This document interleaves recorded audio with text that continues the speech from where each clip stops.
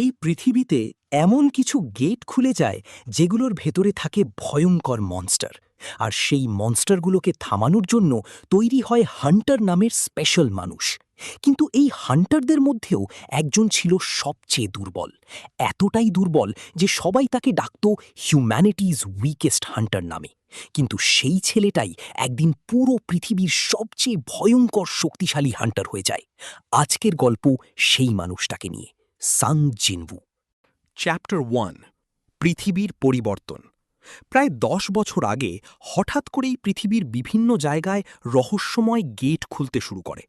এই গেটগুলোর ভেতরে ছিল ডানজন, মনস্টার এবং অজানা শক্তি। প্রথমে মানুষ কিছুই বুঝতে পারেনি, কিন্তু ধীরে ধীরে জানা যায় যদি গেট নির্দিষ্ট সময়ের মধ্যে ক্লিয়ার না করা হয় তাহলে ভেতরের মনস্টার বাইরে বের হয়ে পুরো শহর ধ্বংস করে দিতে পারে।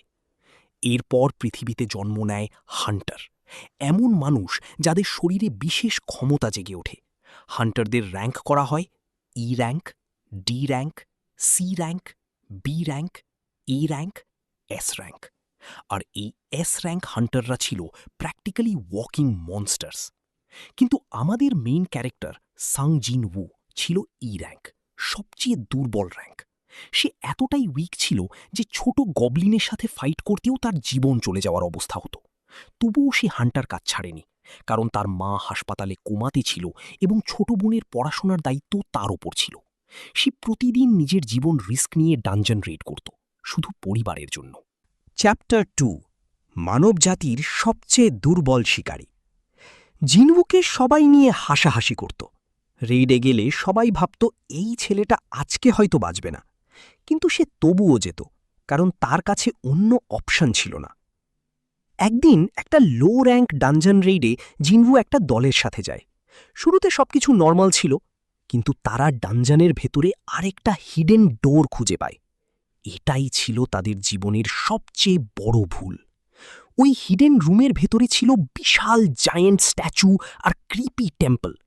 দেয়ালে কিছু রুলস লেখা ছিল: worship the god, praise the god, prove your faith. কেউ বিষয়টা গুরুত্ব দেয়নি, কিন্তু হঠাৎ জায়েন্ট স্ট্যাচুগুলোর চোখ জ্বলে ওঠে, আর তারপর শুরু হয় ম্যাসাকার। হান্টারদের একের পর এক ব্রুটালি মেরে ফেলা হয়, কেউ পালাতে পারে না। পুরো জায়গাটা হরর মুভির মতো হয়ে যায়। জিনভু বুঝতে পারে রুলস ফলো করলেই বাঁচা যাবে।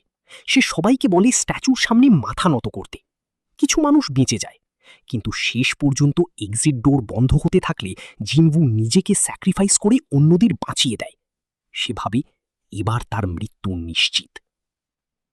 Chapter 3, the system. মৃত্যুর ঠিক আগে জিনভু একটা মিস্টিরিয়াস স্ক্রিন দেখতে পায়, যেন ভিডিও গেম ইন্টারফেস। স্ক্রিনে লেখা ছিল, would you like to become a player? তারপর জিনভু জেগে ওঠে হসপিটালে। সবাই অবাক হয়ে যায়, কারণ সে বেঁচে আছে। কিন্তু আসল সারপ্রাইজ তখনও বাকি ছিল। জিনভু বুঝতে পারে সে এখন একটা সিস্টেম দেখতে পাচ্ছে, যেটা অন্য কেউ দেখতে পায় না। Daily Quest, level up, stats সবকিছু গেমের মতো। প্রথমে সে ভয় পেয়ে যায়, কিন্তু খুব দ্রুত বুঝতে পারে এই সিস্টেম তাকে স্ট্রঙ্গার হওয়ার সুযোগ দিচ্ছে। প্রতিদিন কোয়েস্ট কমপ্লিট করলে সে লেভেল আপ করে, তার স্ট্রেংথ, স্পিড, স্ট্যামিনা সব বাড়তে থাকে। এটাই সোলো লেভেলিংয়ের সবচেয়ে ইউনিক কনসেপ্ট। সব হান্টারের পাওয়ার ফিক্সড ছিল, কিন্তু জিনভু একমাত্র ব্যক্তি যে কন্টিনিউয়াসলি স্ট্রঙ্গার হতে পারত। চ্যাপ্টার 5, তাৎক্ষণিক অন্ধকূপ ও শক্তির বিকাশ। Jinu daily workout Quest complete করতে থাকে। একদিন কোয়েস্ট মিস করায় তাকে পানিশমেন্ট জোনে পাঠানো হয়, যেখানে জায়েন্ট মনস্টার্স তাকে কিল করার চেষ্টা করে। সামহাউ সে সার্ভাইভ করে। এরপর থেকে সে বুঝে যায় এই সিস্টেম মজা না, এটা তাকে ফোর্সফুলি ইভলভ করাচ্ছে। ডানজনে যেতে যেতে জিনু স্ট্রঙ্গার হতে থাকে। আগের যে মনস্টার্স দেখে সে ভয় পেত, এখন সে সেগুলো ইজিলি কিল করতে শুরু করে। একটা স্নেক বস ফাইটে সে প্রথম বড় ভিক্টরি পায়। তারপর ধীরে ধীরে তার কনফিডেন্স বাড়ে। সে সিক্রেটভাবে ট্রেনিং করতে থাকে, কারণ কেউ জানলে হিউজ অ্যাটেনশন পেয়ে যাবে। Chapter 6, Yoo Jinho. একটা রেডের সময় জিনু পরিচিত হয় ইউ জিনহো নামের এক রিচ কিন্তু ইনএক্সপিরিয়েন্সড হান্টারের সাথে। জিনহো কুইকলি রিয়েলাইজ করে জিনু আসলে ইনসেনলি স্ট্রং। তারা একসাথে রেড করতে শুরু করে। জিনহো ফানি হলেও লয়াল ক্যারেক্টার। পুরো স্টোরিতে সে জিনুয়ের অন্যতম ক্লোজেস্ট অ্যালাই হয়ে ওঠে। সে জিনুকে রেসপেক্ট করে, কারণ জিনু গ্রিড বা ফেমের জন্য ফাইট করে না, চ্যাপ্টার 7 পুনর্জাগরণ। হান্টার অ্যাসোসিয়েশন বুঝতে পারে জিনুয়ের পাওয়ার অ্যাবনর্মালভাবে বেড়ে গেছে, তাই তার রিইভ্যালুয়েশন করা হয়। রেজাল্ট দেখে সবাই শকড। হিউম্যানিটিজ উইকেস্ট হান্টার এখন এস র্যাঙ্ক লেভেলে পৌঁছে গেছে। সাডেনলি পুরো কোরিয়া তার দিকে অ্যাটেনশন দেয়। সবাই জানতে চায় কিভাবে এটা পসিবল, কিন্তু জিনু নিজের সিক্রেট কাউকে বলে না। চ্যাপ্টার 8 শ্যাডো মোনার্কের শুরু। একটা মেজর ব্যাটেলের পর জিনভু একটা নতুন এবিলিটি আনলক করে, শ্যাডো এক্সট্র্যাকশন। সে মৃত এনিমিকে নিজের শ্যাডো সোলজার হিসাবে রিভাইভ করতে পারে। এটাই পুরো অ্যানিমের গেম চেঞ্জিং পাওয়ার। প্রথমবার যখন সে একটা পাওয়ারফুল নাইটকে রিভাইভ করে তখন পুরো সিন লেজেন্ডারি হয়ে যায়। আরাইজ, এই এক শব্দ পুরো অ্যানিমে ফ্যান্ডমের আইকনিক মুহূর্ত হয়ে যায়। তার আর্মি ধীরে ধীরে বড় হতে থাকে। ইগ্রেস, আয়রন, ট্যাঙ্ক, বেরু আরও অসংখ্য শ্যাডো সোলজার, প্রত্যেকের ইউনিক পার্সোনালিটি ছিল। Chapter Cha Hae In. Cha Hae In ছিল কোরিয়ার strongest female S rank hunter. সে অন্য হান্টারদের স্মেল টলারেট করতে পারত না, কিন্তু জিনভুয়ের প্রেজেন্স আলাদা ছিল। ধীরে ধীরে সে জিনভুয়ের প্রতি ইন্টারেস্টেড হয়ে যায়। তাদের কেমিস্ট্রি পুরো স্টোরিতে ইমোশনাল ব্যালেন্স এনে দেয়। যদিও Solo Leveling full romance anime না, কিন্তু চা হে ইন স্টোরিতে ইম্পর্ট্যান্ট ইমোশনাল রোল প্লে করে। Chapter 10 demon castle. জিনভু সিস্টেমের মাধ্যমে ডিমন ক্যাসেলে যায় তার মায়ের কিওর খুঁজতে। এখানে ইনসেনলি ডিফিকাল্ট এনিমিস ছিল। প্রতিটা ফ্লোর ক্লিয়ার করতে করতে জিনভু আরও মনস্টার লেভেল স্ট্রং হয়ে যায়। অবশেষে সে হোলি ওয়াটার অফ লাইফ পায়, যা তার মাকে কোমা থেকে ফিরিয়ে আনতে পারে। এটা পুরো স্টোরির অন্যতম ইমোশনাল মুহূর্ত, কারণ শুরু থেকে জিনভু যা করেছে সব তার ফ্যামিলির জন্য। Chapter 11 Jeju island arc. এটা সোলো লেভেলিংয়ের সবচেয়ে আইকনিক আর্কসের একটি। জেজু আইল্যান্ডে জায়ান্ট অ্যান্ট মনস্টার্স পুরো আইল্যান্ড টেক ওভার করে ফেলে। অনেক এস র্যাঙ্ক হান্টার মারা যায়। পুরো কোরিয়া ক্রাইসিসে পড়ে যায়। জাপান এবং কোরিয়া জয়েন্ট রেইড প্ল্যান করে, কিন্তু situation completely out of control হয়ে যায় যখন অ্যান্ট কিং অ্যাপিয়ার করে। সে হরিফাইং স্পিডে এস র্যাঙ্ক হান্টারদের কিল করতে শুরু করে। সবাই হোপলেস হয়ে যায়। ঠিক তখন জিনু অ্যারাইভ করে। পুরো ব্যাটলফিল্ডের অ্যাটমসফিয়ার ইনস্ট্যান্টলি বদলে যায়। জিনু একাই অ্যান্ট কিংয়ের সাথে ফাইট করে এবং অ্যাবসোলিউটলি ডমিনেট করে। এরপর সে অ্যান্ট কিংকে নিজের শ্যাডো সোলজার বানায়। বেরু বেরু কুইকলি ফ্যান্ডম ফেভারিট ক্যারেক্টার হয়ে যায় তার লয়্যালটি আর ফানি পার্সোনালিটির জন্য। দেন চ্যাপ্টার 12 ইন্টারন্যাশনাল অ্যাটেনশন। জেজু আইল্যান্ডের পর পুরো পৃথিবী জিনুকে নোটিস করে। আমেরিকা সহ বিভিন্ন দেশের হান্টার অর্গানাইজেশন তাকে রিক্রুট করতে চায়, কারণ সবাই বুঝে যায় এই মানুষটা নর্মাল এস র্যাঙ্ক না। মিনওয়াইল মিস্টিরিয়াস মনার্ক এবং রুলারদের এক্সিস্টেন্স রিভিল হতে শুরু করে। পৃথিবী আসলে একটা ম্যাসিভ ওয়ারের ব্যাটলফিল্ড। চ্যাপ্টার 13 মনার্কস। মনার্করা ছিল ডিস্ট্রাকশনের শক্তি। তারা হিউম্যানিটি ডিস্ট্রয় করতে চায়। আর জিনু ধীরে ধীরে জানতে পারে তার সিস্টেমের পিছনে আসলে শ্যাডো মনার্ক অ্যাশবর্নের পাওয়ার কাজ করছে। অ্যাশবর্ন ছিল সবচেয়ে পাওয়ারফুল মনার্কদের একজন। সে জিনুকে নিজের সাকসেসর হিসেবে বেছে নিয়েছিল, কারণ জিনুর মধ্যে ছিল আত্মত্যাগ, দৃঢ় সংকল্প, মানবতা, অদম্য ইচ্ছাশক্তি।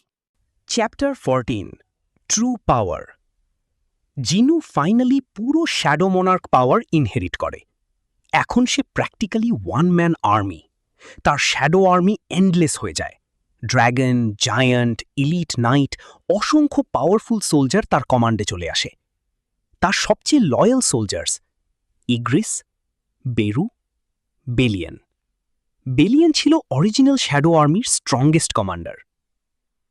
Chapter 15 final war. মনার্কদের সাথে ফাইনাল ওয়ার শুরু হয়। পুরো পৃথিবী ডিস্ট্রাকশনের এজে চলে যায়। সিটিজ ডিস্ট্রয় হয়, হান্টার্স মারা যায়, হিউম্যানিটি অলমোস্ট লুজ করতে থাকে। কিন্তু জিনু একাই দাঁড়িয়ে থাকে পুরো বিশ্বের বিরুদ্ধে। সে নিজের লাইফ রিস্ক নিয়ে ফাইট করতে থাকে, কারণ সে আর কাউকে লুজ করতে চায় না। শেষ পর্যন্ত জিনু টাইম রিলেটেড আর্টিফ্যাক্ট ব্যবহার করে অতীতে ফিরে যাওয়ার সুযোগ পায়। সে ডিসিশন নেয় আবার সব শুরু করবে, যাতে পৃথিবী এত ডিস্ট্রাকশন ফেস না করে।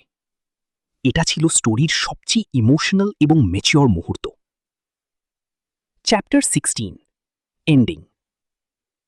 জিনু অতীতে ফিরে গিয়ে মনার্কদের বিরুদ্ধে যুদ্ধ করে। এবার পৃথিবীর মানুষরা আগের টাইমলাইনের সাফারিং মনে রাখে না।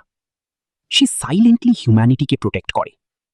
অনেক বছর পরে সে নর্মাল পৃথিবীতে ফিরে আসে, কিন্তু সে এখনও শ্যাডো মনার্ক।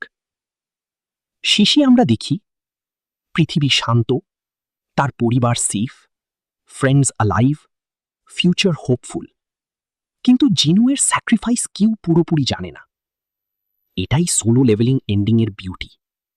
একজন উইকেস্ট হান্টার পুরো পৃথিবীর সিভিয়ার হয়ে যায়। এখন আসা যাক সোলো লেভেলিংয়ে যেসব চরিত্র সাং জিনুয়ের জীবনে সবচেয়ে গুরুত্বপূর্ণ ভূমিকা রেখেছিল। 1. চা হে ইন। সব হান্টার্সের স্মেল তার কাছে ডিসগাস্টিং লাগত, কিন্তু জিনু ছিল একমাত্র এক্সেপশন। শুরুতে কিউরিওসিটি, পরে রেসপেক্ট, আর ধীরে ধীরে ইমোশনাল অ্যাটাচমেন্ট তৈরি হয়। চা হে ইন শুধু পাওয়ারফুল না, সে জিনুয়ের লোনলি লাইফে ইমোশনাল সাপোর্ট হিসেবেও ইম্পর্টেন্ট ছিল। 2. ইউ জিনহো। সবাই যখন জিনুকে উইক ভাবত, তখন জিনহো তার উপর বিশ্বাস রেখেছিল। সে রিচ ফ্যামিলি থেকে আসলেও কখনো অহংকার দেখায়নি। ডেঞ্জারাস রেইড থেকে বিজনেস পার্টনারশিপ, সব জায়গায় জিনুয়ের পাশে ছিল সে। ট্রু ফ্রেন্ডশিপের বেস্ট এক্সাম্পল। 3. ইগ্রিস। জিনুয়ের প্রথম লেজেন্ডারি শ্যাডো সোলজার। ইগ্রিসের সাথে ফাইট ছিল জিনুয়ের বিগেস্ট টার্নিং পয়েন্টগুলোর একটা। একজন লয়াল নাইট হিসেবে সে সবসময় জিনুকে প্রোটেক্ট করেছে। সাইলেন্ট হলেও তার প্রেজেন্স পুরো ব্যাটলফিল্ড ডমিনেট করত। 4. বেরু। প্রথমে সে ছিল টেরিফাইং অ্যান্ট কিং। তার স্ট্রেংথ এত ডেঞ্জারাস ছিল যে পুরো নেশন লেভেল থ্রেট হয়ে দাঁড়ায়। কিন্তু শ্যাডো সোলজার হওয়ার পর বেরু কমপ্লিটলি লয়াল হয়ে যায়। ফানি মোমেন্টস থাকলেও ব্যাটল মোডে সে পিওর নাইটমেয়ার। 5. অ্যাশবর্ন। সবকিছুর পেছনের আসল মানুষ। তিনি ছিলেন অরিজিনাল শ্যাডো মোনার্ক। অ্যাশবর্ন বুঝতে পেরেছিলেন জিনু অন্যদের মতো না, তাই নিজের পাওয়ার এবং লেগেসি জিনুয়ের হাতে তুলে দেন। উইদাউট অ্যাশবর্ন সাং জিনু কখনো শ্যাডো মোনার্ক হতে পারত না। 6. গো গানহি। হান্টার অ্যাসোসিয়েশনের চেয়ারম্যান। তিনি শুরু থেকেই জিনুয়ের পোটেনশিয়াল বুঝতে পেরেছিলেন। একজন ওয়াইজ লিডার হিসেবে হিউম্যানিটি প্রোটেক্ট করার জন্য শেষ পর্যন্ত ফাইট করেছিলেন। তার মৃত্যু স্টোরিতে ইমোশনাল ইম্প্যাক্ট তৈরি করে। অ্যান্ড 7 ইজ সাংজিনা, জিনুয়ের ছোট বোন। তার ফ্যামিলি ছিল জিনুয়ের স্ট্রংগেস্ট মোটিভেশন। সে স্ট্রঙ্গার হতে চেয়েছিল পাওয়ারের জন্য না, নিজের পরিবারকে প্রোটেক্ট করার জন্য। এই চরিত্রগুলো শুধু সাইড ক্যারেক্টার ছিল না, প্রতিটা মানুষ জিনউয়ের জনিকে শেপ করেছে। কারো কাছ থেকে সে ফ্রেন্ডশিপ পেয়েছে, কারো কাছ থেকে লয়্যালটি, আবার কারো কাছ থেকে স্যাক্রিফাইসের মিনিং শিখেছে। কেন সোলো লেভেলিং এত জনপ্রিয়? অত্যন্ত শক্তিশালী প্রধান চরিত্র, ধীরে ধীরে শক্তিশালী হয়ে ওঠার দারুণ যাত্রা, অসাধারণ যুদ্ধের দৃশ্য, পরিবারকে ঘিরে আবেগপূর্ণ প্রেরণা, দুর্দান্ত অ্যানিমেশন, স্মরণীয় ও ভয়ঙ্কর আভাময় মুহূর্ত।